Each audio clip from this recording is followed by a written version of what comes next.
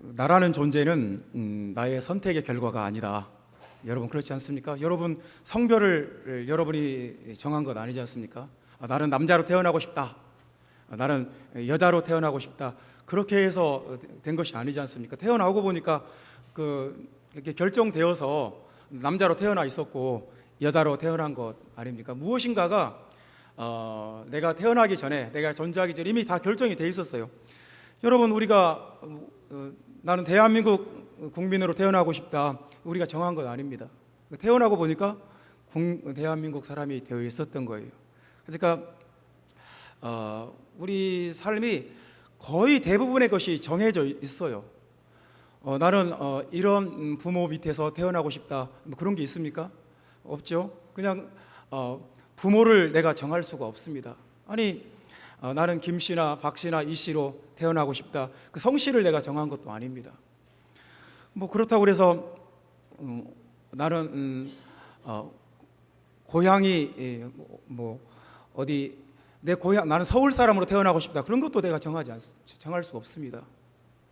얼굴은 어떻습니까? 나는 이런 얼굴, 누구하고 비슷한 얼굴로 태어나고 싶다, 그것도 내가 정하지 않습니다. 그러니까 우리 삶은, 우리 존재는 이미 뭔가 정해져 있었던 거예요.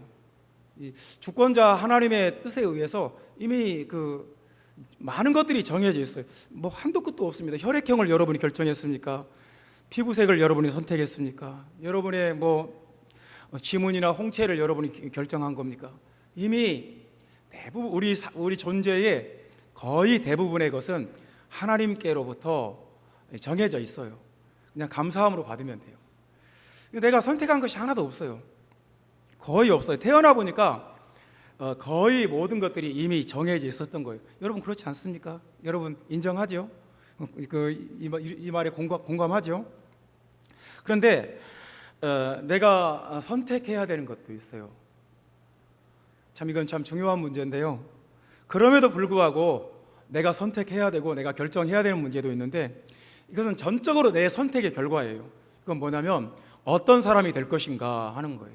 나는 어떤 사람이 될 것인가, 어떤 인생을 살 것인가, 이것은 나의 선택이에요. 이건 하나님께서 나에게 정해주지 않아요. 이건 내 선택이에요.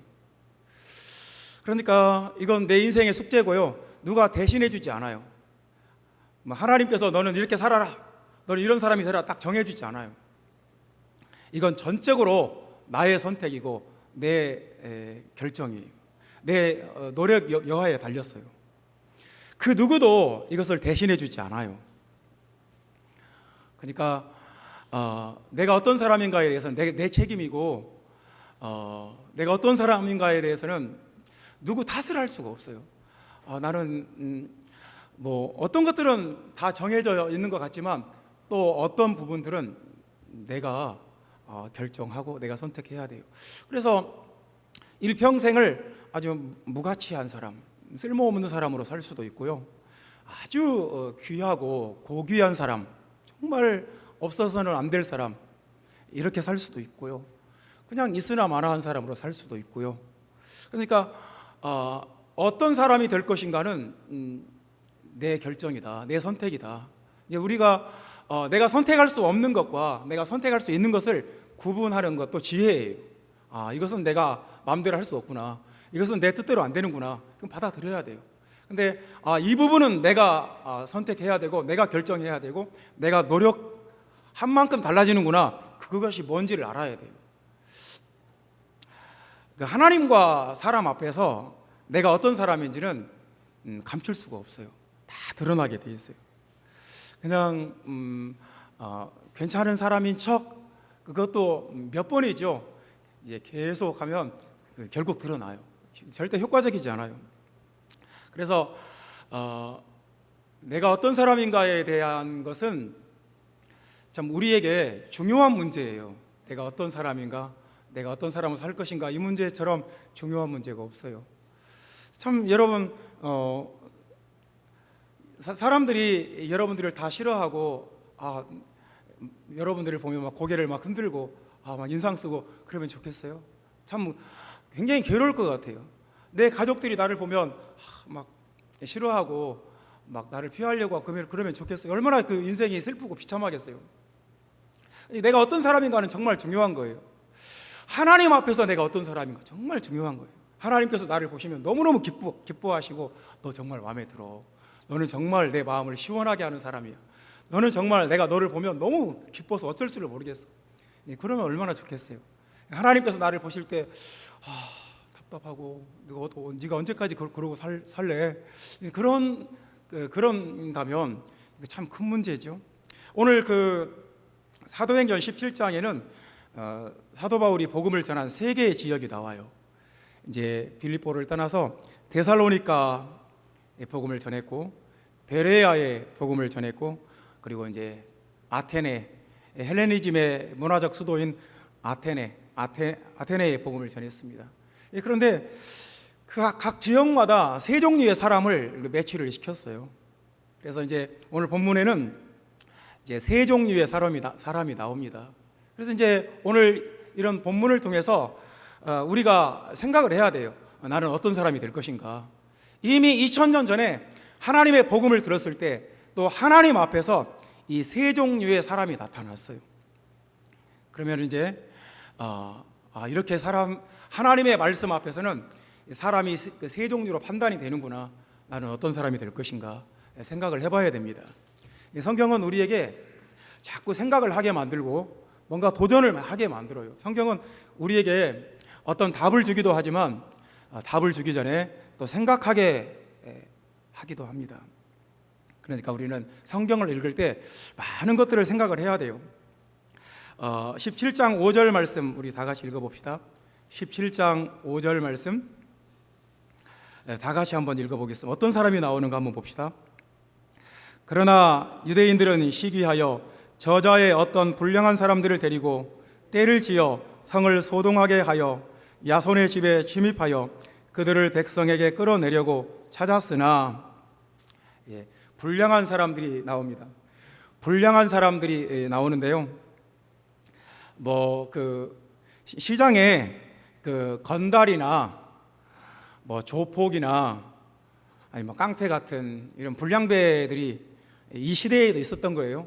이 시대는 지금으로부터 2000년 전이니까 거의 뭐라고 할까요?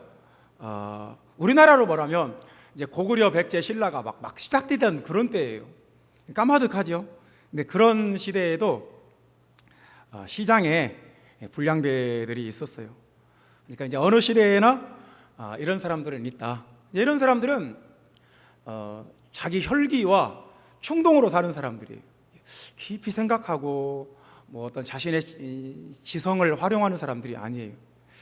그러니까 자기의 어떤 혈기와 충동으로 살면서 그런 것들을 굉장히 자랑스럽게 생각하는 사람이에요.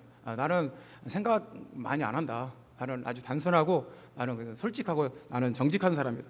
나는 자기 충동과 혈기로 살면서, 그러면서 이제 오늘 본문에도 보면 이런 사람들은 유대인들이 꼬드기잖아요. 너네들 일당 줄 테니까 사도 바울과 신라가 복음 전하는 데 가서 깽판 쳐버려라. 가서 막 방해해버리고 막 소동을 일으켜버리고 막 시끄럽게 해버려라. 그러니까 아무 생각이 없어요. 가서 자기들이 혈기를 부릴 수 있는 장소가 나타난다. 그럼 가서 하는 거예요, 그냥. 이런 사람들은 오야붕 밑에서 행동대장하는 사람들이고, 남을 대신해서 돈 좀 일당 좀 주면은 가서 막 행패 부리는 것을 아무렇지도 않게 생각하는 사람이에요. 이제 불량한 사람, 성경에 불량한 사람이 참 많이 나옵니다. 구약에도 불량한 사람이 많이 나오는데요. 사무엘상 2장 12절에 보면 엘리의 아들들은 행실이 나빠 여호와를 알지 못하더라. 그랬을 때 그 나빠가 불량해서입니다. 그러니까 이제 원어를 보면 불량해서예요. 아주 불량한 사람들이었던 거죠. 그냥 제사장의 아들들이 그냥 행패 부리고 혈기대로 행동하고 자기 기분대로 행동하는, 하나님을 경외하지 않은 사람들이었다는 거예요. 그러니까 이제 어떤 사람이 불량한 사람이냐, 뒤집어서 생각해도 돼요.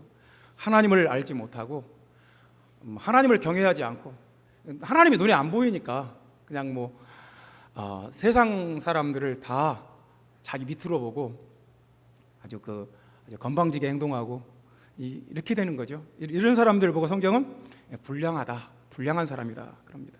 근데 이제 성경에 대표적인 불량하기로 대표적인 사람이 있습니다. 이제 그 사람의 이름은 나발인데요. 아비가일의 남편입니다. 다윗 왕의 아내가 된 아비가일의 남편인데, 그 집에 그 여종이 그 자기 여주인에게 이런 말을 합니다. 우리 주인은 불량한 사람이라 더불어 말할 수 없나이다. 그러니까 이제 오죽하면 그 집의 여종이 그 여주인에게 그 여주인의 남편을 이렇게 얘기하는 거예요. 아주 불량한 사람입니다. 당신 남편은 아주 불량한 사람이고 그래서 같이 말할 수가 없습니다. 말이 안 통하는 사람입니다. 대화가 되지 않습니다. 참 그래서 성경에서 나발은 불량한 사람의 대표예요. 그래서 결국 죽어요. 하나님께서 그 사람을 버려요. 불량한 사람은 하나님 나라에 별로 쓸모가 없어요. 무가치예요. 그러니까 불량하다는 말이 히브리어 원어에서는 벨리알, 무가치한, 쓸모없는. 벨리알이 우상이잖아요. 그러니까 우상을 섬기는 것이 아무 쓸데없고 헛된 일인 것처럼 불량하다는 것은 쓸모없는 사람, 헛된, 무가치한, 비참한, 아무런 도움이 되지 않는. 근데 어떤 사람이 불량한 사람이냐? 대화가 안 되는 사람, 자기 생각만 옳고 다른 사람과 대화가 되지 않는 사람. 이게 참 위험한 겁니다. 그러니까 우리가 다른 사람과 대화하고 소통이 되고 말을 듣고 또 자기 의견을 말할 수 있고, 이 굉장히 중요한 것 아니겠어요? 소통이 된다는 거, 말이 통한다는 거. 그러면 좋은 방향으로 가요. 그런데 일단 소통이 안 된다. 가서 무슨 말을 하든지 좋은 말이든 쓴소리든 안 듣는다. 그리고 자기 생각만 꽉 붙잡고 있고 절대 요지부동이다. 그러면 이 사람은 불량한 사람일 가능성이 높습니다. 그러니까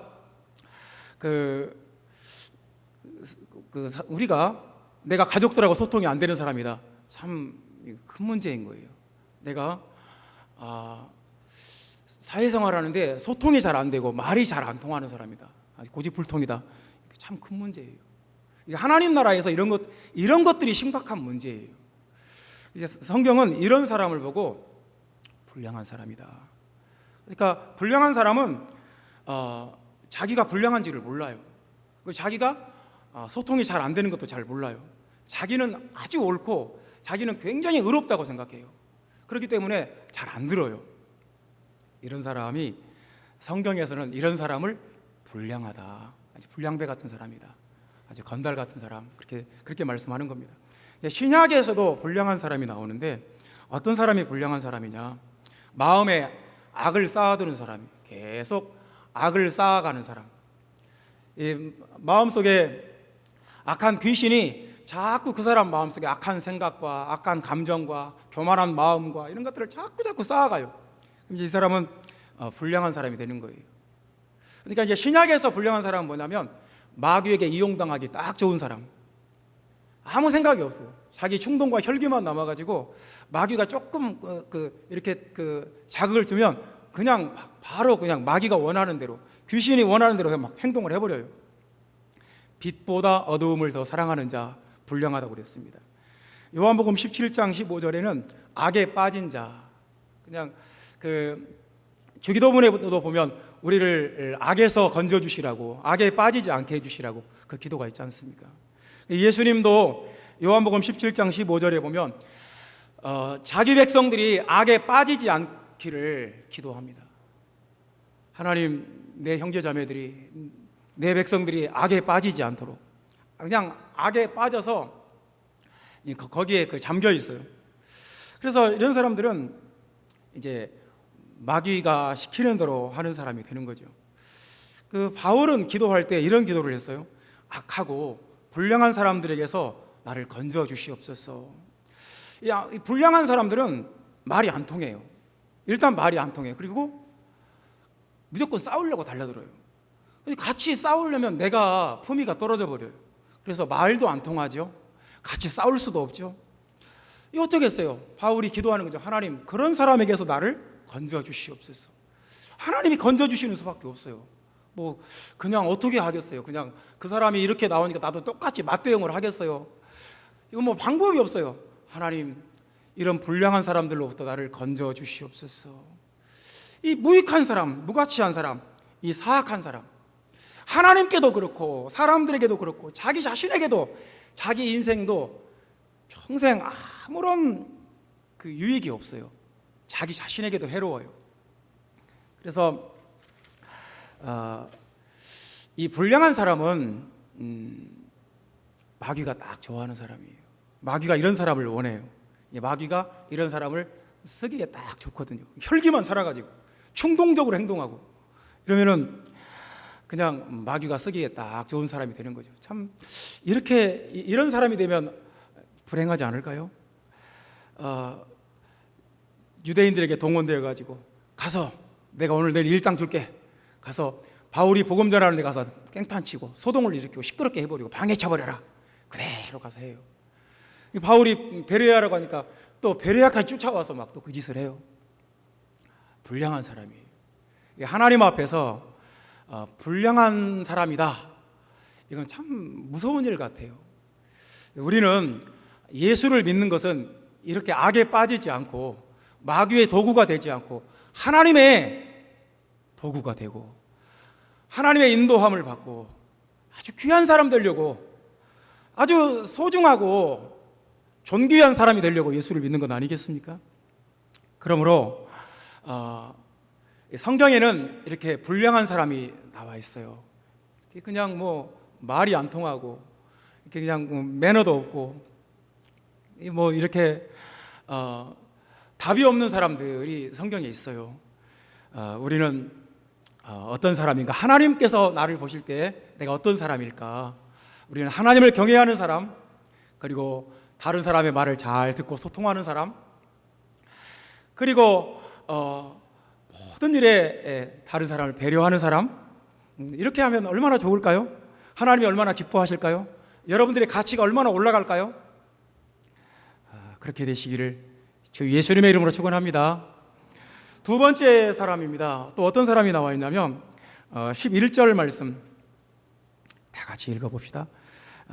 사도행전 17장 11절 말씀. 베레아에 있는 사람들은 데살로니가에 있는 사람들보다 더 너그러워서 간절한 마음으로 말씀을 받고 이것이 그러한가 하여 날마다 성경을 상고함으로. 베레아에 있는 사람들이 나왔는데요. 베레아에 있는 사람, 이 사람들은 더 너그러운 사람들이었다고 말합니다. 더 너그러운 사람. 근데 이제 이런 번역이 참 막 정확한 번역이 아니에요. 너그럽다 그러면 우리는 뭐 좀 관대하고 포용력이 좋고 잘 품어주는 사람, 잘못을 있어도 잘 용납해주는 사람, 뭐 이런 그 이미지가 있는데요. 이제 원어는 유게네스예요. 유게네스. 근데 이제 이게 성경에 유가 붙으면 아주 좋은 그런 뜻이에요. 유가 붙으면. 그래서 좋은 소식, 아주 좋은 소식, 유앙겔리온 그러잖아요. 유가 붙으면 아주 좋은, 정말 최고로 좋은 유앙겔리온, 최고로 좋은 소식, 유앙겔리온. 유게네스가 붙었어요. 게네스는 뭐냐면, 게네스가 나중에 게노스로 변하고, 게노스가 독일어의 게놈이 돼요. 게놈. 그리고 영어의 지놈이 되고요. 유전자예요. 그러니까 게네스, 최고로 좋은 유전자, 그런 뜻이에요. 그러니까 이제 가문이 좋은 사람, 혈통이 좋은 사람, 뭐 그냥 좋은 유전자를 타고난 사람, 그런 뜻이에요. 그래서 이제 고귀한 마음을 갖고 있는 사람, 아주 고상한 사람, 아주 귀한 사람, 그런 뜻입니다. 그러니까 이제 성경에 하나님께서 이런 사람은 귀한 사람이다, 이런 사람은 훌륭한 사람이다, 고귀하고 고상하고 정말 좋은 혈통을 물려받은 사람, 그러니까 이제 지금 시대에는 자수성가한 사람들을 알아줍니다. 쟤는 부모 잘 만나서 부자야. 그거보다 저 사람은 자기 혼자 무일푼이었는데 자기 혼자 저렇게 성공했다. 그럼 그 사람을 훨씬 더 알아주지 않습니까? 근데 성경 시대에는 정반대였어요. 낮은 신분으로 태어났는데 자수성가를 했어요. 별로 안 알아줘요. 그 당시에는 좋은 신분으로, 좋은 가문에서, 좋은 혈통으로 태어난 것이 훨씬 더 중요했어요. 그러니까 그 당시에는 유게네스가 최고예요. 바울도 그렇게 말을 합니다. 나는 태어나면서부터 로마 시민권을 가졌다. 태어나면서부터.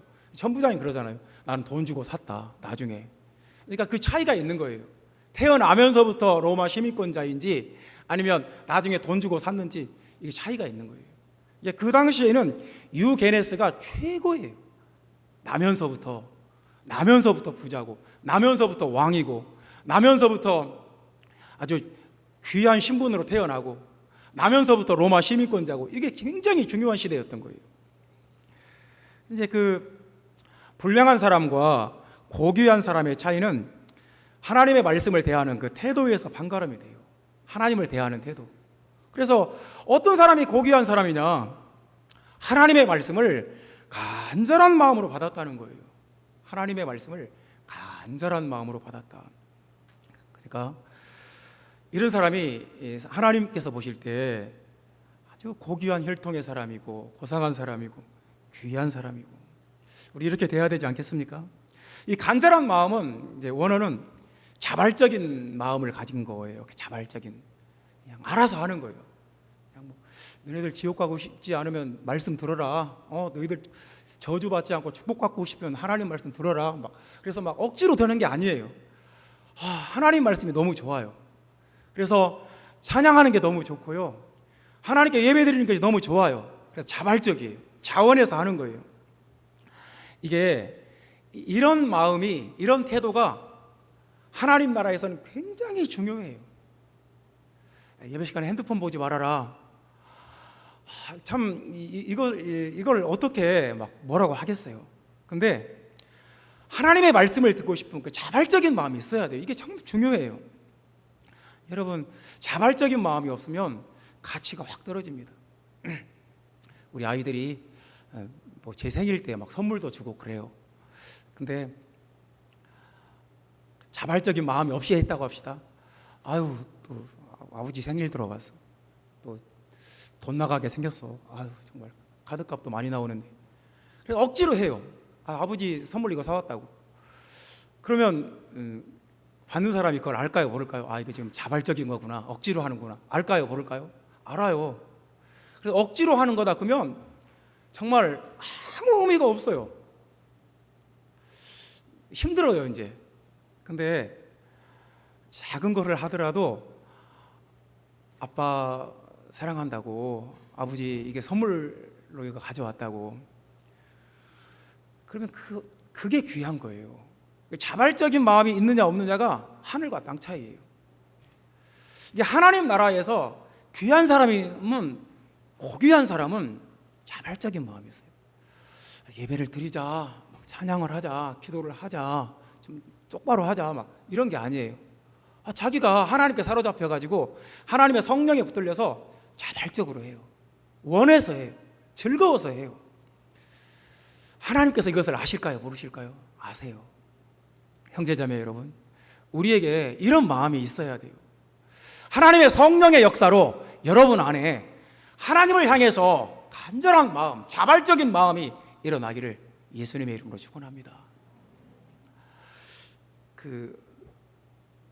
우리 사람은 억지로 주는 선물이라도 받아요. 그냥 모른 척하고 받는데 하나님은 안 받는다고 그랬어요.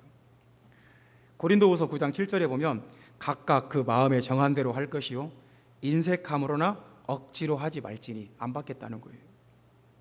그러니까 하나님께 헌신을 하거나 헌금을 하거나 예배를 드리거나 하나님께 시간을 드리거나 할 때 억지로 하지 마라. 자발적인 마음도 없는데 억지 춘향으로 하지 마라. 하나님이 그거 싫으신 거예요. 나는 하나님이다. 모든 것이 다 내 것인데 내가 너한테 굳이 그걸 받아야 될 이유가 없지 않냐. 그러니까 하나님 나라에서는 자발적인 마음이 있느냐 없느냐가 굉장히 중요해요. 내가 우리 교회에 아름다운 교회 성도가 된 거 굉장히 기쁘게 생각해야 돼요. 감사해야 돼요. 내가 교회 다녀준다. 이런 건 정말 말도 안 되는 거예요. 이런 굉장히 천박한 마음이에요. 이런 마음을 갖고 있으면 하나님이 아세요. 절대로 하나님 나라에서 고귀한 게 아니에요. 고린도후서 8장 12절에는 이렇게 말씀합니다. 할 마음만 있으면 있는 대로 받으실 터이요 없는 것을 받지 아니하시리라. 받지 않는다고 말을 했어요. 그냥 억지로 한다. 그거 하지 마라. 나 안 받는다. 그러니까 하나님 앞에서 이 자발적인 마음이 하나님을 섬기고 하나님께 예배하고 하나님을 믿는데 이 자발적인 마음을 갖는 것이 정말 중요해요. 형제자매 여러분, 우리 안에 이 마음이 있기를 예수님의 이름으로 축원합니다. 그리고 고귀한 사람은 어떤 사람이냐면 말씀을 받아요. 말씀을 받는다. 11절 말씀 보면 간절한 마음이 나오고 말씀을 받는다. 그러니까 이제 우리 사람은 영적인 존재예요. 그래서 그 육에 속한 사람은 하나님 말씀을 안 받아요. 왜냐하면 머릿속에 육에 속한 것들, 세속적인 것들로 꽉 들어차 있기 때문에 하나님의 말씀이 들어갈 틈이 없어요. 근데 영에 속한 사람은 하나님 말씀을 받아요. 그러니까 하나님 말씀을 받는다는 것은 굉장히 수준이 높은 거예요. 굉장히 고상한 거고 굉장히 지적 수준이 높은 거예요. 그래서 야고보서 1장 21절에는 이렇게 말해요. 모든 더러운 것과 넘치는 악을 내어버리고 말씀을 온유함으로 받으라. 이 둘 중에 한 가지예요. 더러운 귀신과 넘치는 악을 붙잡고 살든지 그걸 다 내버리고 하나님의 말씀을 받아들이든지 둘 중에 한 가지예요. 우리 마음은 절대로 진공 상태가 아니에요. 말씀을 거부하고 말씀을 안 받고 계속 더러운 귀신과 넘치는 악을 킵하고 살든지 아니면 그것을 다 벗어버리고 내던져버리고 하나님의 말씀을 받아들이든지 둘 중에 한 가지예요. 어떤 것이 더 고귀한 것이겠어요? 우리나라가 최초의 금속활자 직지신병을 만들어낸 나라인데 서양보다 200년 더 금속활자가 빨랐는데 성경은 서양 사람들은 200년 늦게 금속활자를 만들었어도 그걸로 성경을 인쇄를 해버렸어요. 근데 우리나라는 불경을 인쇄를 한 거예요. 그러니까 200년 빨라봤자 아무 소용이 없어요. 그러니까 그 컨텐츠가 없으면 아무 소용이 없어요. 아무리 좋은 이 기술과 이 정말 최첨단 기술을 갖고 있어도 그것을 이용할 어떤 성경이 없다, 하나님의 말씀이 없다, 그러면 수준이 떨어져요. 낮아질 수밖에 없어요. 말씀을 거부할 것인가, 귀신을 거부할 것인가, 말씀을 버릴 것인가, 악을 버릴 것인가. 귀신을 받아들이고 귀신의 종으로 살든지 아니면 귀신을 내던져버리고 거부하고 하나님의 말씀을 받아들이든지 어떤 사람이 고귀한 사람이겠어요?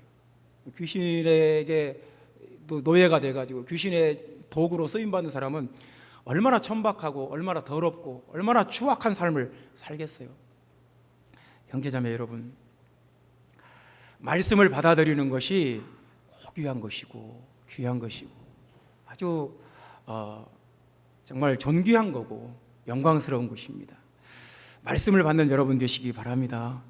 날마다 성경을 상고함으로, 성경을 상고한다는 말은 말씀을 듣고 바울이 예수가 성경에 나오는 그 메시아다, 그러니까 성경을 다 찾아봐요. 정말 성경에 바울이 말한 예수가 정말 메시아인가, 모세가 말했던 그 선지자가 예수 그리스도인가, 그 이사야가 말했던 그 아기가 한 아들이 전능하신 하나님 맞는가, 성경을 다 찾아봐요.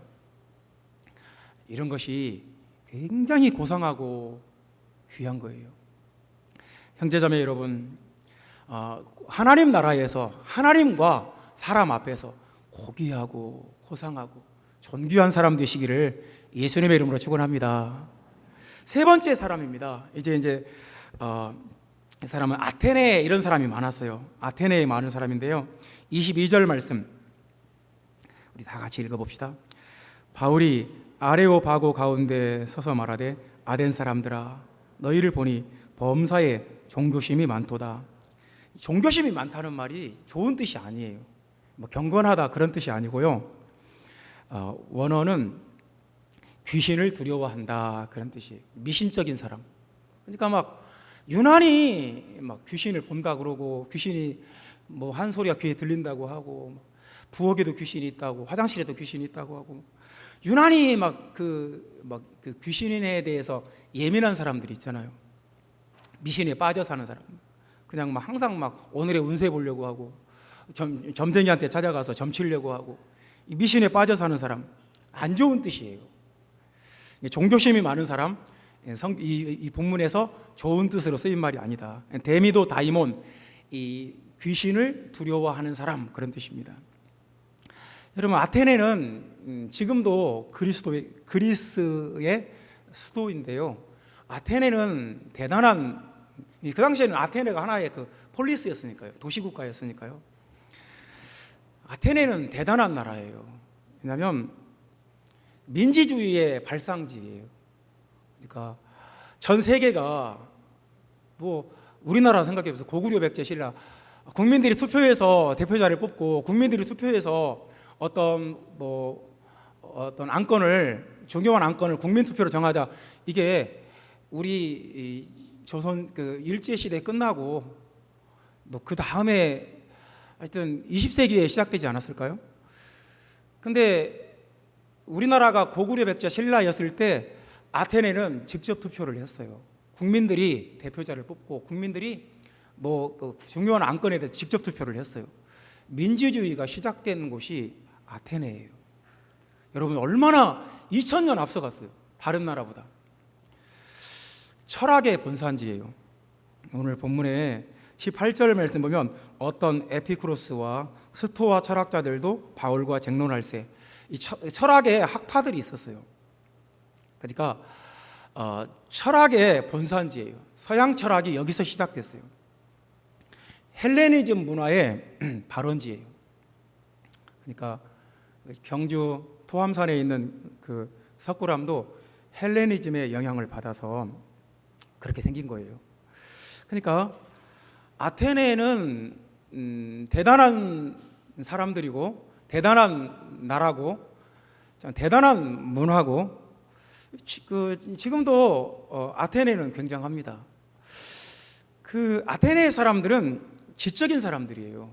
그러니까 자신의 지성과 지각을 최대한 발달시킨 사람이에요. 그러니까 민주주의가 나오고 그러니까 소크라테스, 플라톤, 피타고라스 다 여기서 나오는 거예요. 여러분 그 당시의 철학은 모든 학문이 다 포함된 거예요. 과학도 철학이고 논리학도 철학이고 문학도 철학이고 수학도 철학이고 피타고라스는 수학자가 지금 철학자예요. 심오한 사유의 세계를 추구하는 사람들이고요. 예를 들면 이런 것을 매일 대화 속에 토론을 했어요. 세상은 무엇으로 이루어져 있는가? 그 사람들이 내린 결론이 이거예요. 공기나 불, 물, 흙 이런 것들로 세상은 이루어져 있다. 일상생활 속에서 이런 것들을 토론하는 사람들이에요. 그러니까 얼마나 지적 수준이 높아요? 근데 문제는 이 지적인 사람들, 민주주의를 고안해낸 사람들, 철학이 시작된 이 사람들, 날마다 철학적인 대화를 나누는 이 사람들의 도시에 우상이 가득했어요. 6절 말씀 보면 바울이 아덴에서 그들을 기다리다가 그 성에 우상이 가득한 것을 보고 마음에 격분하여 우상이 가득했어요. 마음이 격분했다는 말은 그 영이 굉장히 날카로워졌다는 거예요. 굉장히 이 경각심이 생기고 귀신이 가득한 도시구나. 그 원시적 종교와 샤머니즘이 창궐했어요. 아이러니하지 않습니까? 이 지적인 사람들이, 이 똑똑한 사람들이, 날마다 철학적인 토론을 하는 이 사람들이, 그런 사람들이 사는 도시에 우상과 샤머니즘과 미신이 가득하고 귀신이 창궐했어요. 이게 아이러니하지 않습니까? 참 그들의 지혜와 철학과 지성으로 민주주의도 발전을 했고 철학도 발전을 했고 수학도 발전했고 다 발전을 했는데 그들의 그 지성과 그들의 철학으로 알 수 없는 것이 딱 한 가지 있었어요. 그것이 뭐냐면 하나님을 알 수가 없었어요. 누가 진짜 하나님인지, 하나님이 있다면 그 이름이 무엇인지, 정말 하나님이 계시다면 어떻게 그 하나님과 관계를 맺을 수 있고 그 하나님께 나아갈 수가 있는지, 그 하나님의 이름이 무엇인지, 어떻게 그분에게 기도할 수 있고 어떻게 그분과 관계를 맺을 수 있는지 이걸 몰라요. 그리고 그 하나님이 계시다면 우리를 어떻게 구원해 주시는지 이걸 몰라요. 이건 알 수가 없어요. 이건 하나님이 계시를 주셔야 되는 건데, 그래서 하나님께서 바울을 그 도시에 보냈는데 이들이 머리는 똑똑하고 철학은 발달했고 정치도 발달했고 다 좋은데 영적으로는 우매무지했어요. 영적으로는 아주 무지몽매한 사람들이에요. 그래서 우상이 가득하고 아주 미신적인 사람, 귀신이 가득한 도시가 되어버렸어요. 우리가 이걸 알아야 됩니다. 인간의 지성과 지식의 한계는 분명해요. 아무리 인간이 똑똑하고 아무리 인간이 잘났어도 하나님을 알 수가 없어요. 하나님의 말씀, 구원의 복음을 듣지 못하면 우리는 하나님을 알 수가 없고 결국 우리는 우상을 숭배할 수밖에 없고 종교심이 많은 사람이 될 수밖에 없고 미신적인 사람이 될 수밖에 없고 샤머니즘의 종이 될 수밖에 없어요. 하나님께서 고린도전서 2장 8절에 이렇게 말씀합니다. 이 지혜는 복음이 주는 이 지혜는 세상의 철학자들이 하나도 알지 못했다.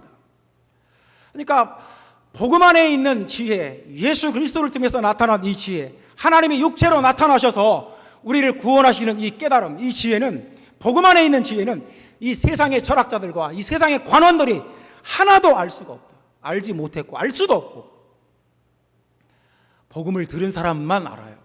복음을 듣고 깨달은 사람만 이걸 알아요. 그러니까 우리가 복음을 듣고 복음을 깨달았다는 것이 얼마나 놀라운 일입니까? 얼마나 감사한 일입니까? 얼마나 귀한 일입니까? 우리는 사람이 얼마나 똑똑한데, 사람이 과학이 얼마나 대단한데, 그래요. 인간의 문명과 과학기술로 살 수 있을 것 같아요. 근데 하나님의 복음이 없으면 우리는 우상이 가득한 사람, 종교심이 가득한 사람, 미신적인 사람이 될 수밖에 없어요. 영적으로 그래요. 그래서 우리가 복음으로 사는 사람이 되는 게 참 좋아요. 복음으로 사는 사람, 예수 그리스도의 복음을 믿고 복음으로 사는 사람이 되는 것이 정말 좋지 않을까요? 본문은 우리에게 세 종류의 사람을 말해요. 아주 불량한 사람이 있다. 이런 사람은 마귀가 딱 좋아하는 사람이에요. 마귀가 쓰고 버리기에 딱 좋거든요. 충동과 혈기가 가득해가지고 분노 조절을 못하고 그냥 뭐 다른 사람과 소통도 안 되고 이래버리면 불량한 사람이 되는 거죠. 성경을 읽고 성경을 받아들이고 하나님 앞에 간절한 마음으로 나아가는 사람, 이 사람은 고귀한 사람이에요. 아주 고상한 사람이에요. 아주 정말 신분이 높고 지체가 높은 사람이고 존경받아 마땅한 사람이에요. 종교심이 가득한 사람, 자기 인간의 지혜와 지식으로 사는 사람은 결국 이렇게 될 수밖에 없어요. 예수 그리스도의 복음의 지혜로 사는 것이 훨씬 더 차원이 높아요. 훨씬 더 수준이 높아요. 훨씬 더 위대해요. 우리가 세상에서 어떤 사람이 될 것인가, 어떤 사람으로 살 것인가, 내가 죽었을 때 사람들이 나를 어떤 사람으로 기억할 것인가, 전적으로 내 책임이에요. 하나님이 대신해 주지 않아요. 누가 대신해 줄 수도 없어요. 내 책임이에요. 여러분, 하나님 앞에서 어떤 사람이 되시겠습니까? 아주 고귀한 사람, 너그러운 사람, 유게네스가 역사하는 사람 되시기를 예수님의 이름으로 축원합니다. 기도하겠습니다.